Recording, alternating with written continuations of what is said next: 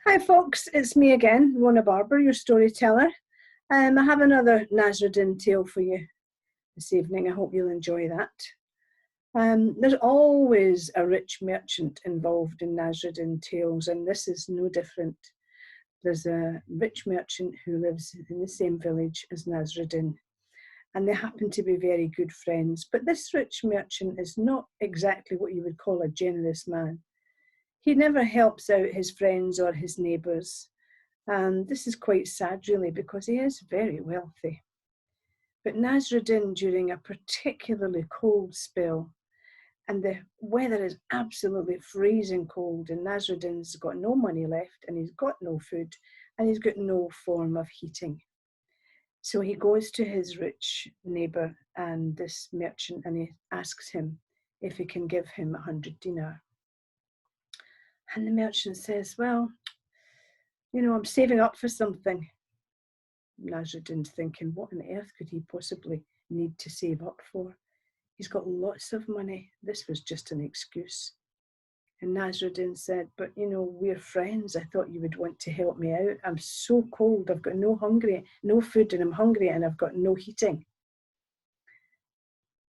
But you see, you don't actually do anything to deserve it, said the rich merchant. And Nasruddin said, well, what would you want me to do? He said, well, I would want you to prove that you were capable of doing something, anything, because you always behave like a bit of a fool, and you 9 times out of 10 get things wrong. And in actual fact, this was quite true, because Nasruddin did quite often act the fool, but he did it deliberately.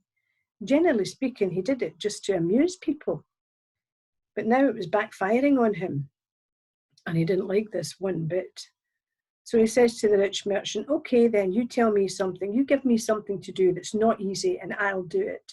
And then we have an agreement that if I do it, I'll do it tonight, and you give me 100 dinar in the morning.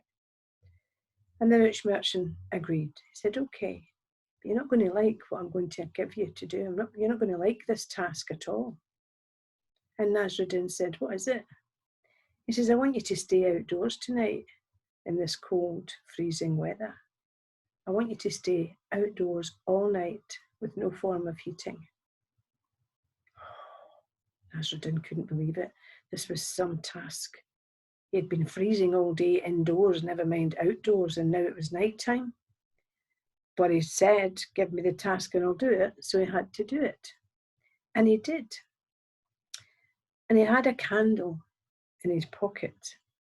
And when he found a place to sit himself down, and he had a shelter of one wall at least, and half a wall on the other side, he sat in that corner and he lit that candle.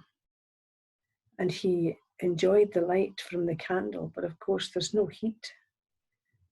But he sat and imagined and dreamed about all the things he likes. It's wonderful to have a great imagination, because you can think about things and the world can be just as you want it to be while you're imagining it.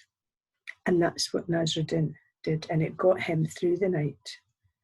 And the next morning, he went to the rich merchant and he said to him, been out all night. And he was actually still jittery, freezing cold and shivering, and his teeth were rattling together. He says, I'm absolutely frozen. Please give me the money you promised me. I'm going to go straight away and buy some nice hot food. And the rich merchant said, what's that you've got in your hand? He says, it's a candle. He says, did you like that candle? And Nasruddin said, yes, but just for the light. It doesn't give off any heat. Oh, no, said the rich merchant. You've cheated, Nasruddin. I'm not giving you the money. Nasruddin was furious, absolutely furious. And just at that moment, another friend of his passed by the rich merchant's house, and he saw Nasruddin. And he says to Nasruddin he was going to buy some hot food. Do you want to accompany him? And Nasruddin said, I've got no money. He says, don't worry, I'll treat you this time, because you treated me before. And off they went. And the rich merchant went in and closed his door, feeling quite smug. How nasty is that? He felt quite smug about that. What kind of friend is that?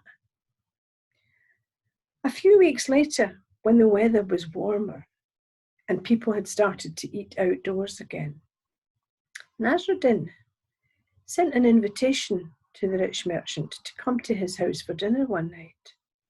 Oh, and the rich merchant was excited about this, because when Nasruddin did entertain, he did it well. He always had really nice foods and fruits and sweet meals and gorgeous food. So he went along that evening to this supper. And there was only himself and Nasruddin in the house. And they sat and chatted. And you could see through the kitchen door. No noise, nothing going on. Doesn't sound like any food was being prepared or being made. And after about half an hour, the rich merchant said to Nasruddin, I did get this right, didn't you? You did invite me for dinner. Nasruddin said, yes, don't worry, it'll be along in time. It's taken its time, but we'll get there eventually. It's all prepared, don't worry. But is it actually cooking now? And Nasruddin said, yes. An hour later, after Nasruddin had told him tale after tale of his exploits and travels, the rich merchant was getting a bit jittery now, and he was getting annoyed. He said, I've come for my dinner. Come on, Nasruddin, where's the food? And Nasruddin went through to the kitchen, and he came back a few seconds later. He says, it's taken longer than I thought it would, but it will, in time, it will. Why is it taking so long? And he got up and he went through to the kitchen, and sitting on the stove was this pot, big pot, full of food that smelled delicious, but it wasn't cooked. Underneath it was a candle. And the rich merchant said, that food's never going to cook with that. And Nasruddin said, yeah, it will. He said, it'll never cook with that. You don't get any heat from a candle. And Nasruddin said, oh, is that a fact? Well, in that case, I'll have the 100 dinar that you owe me. Thank you.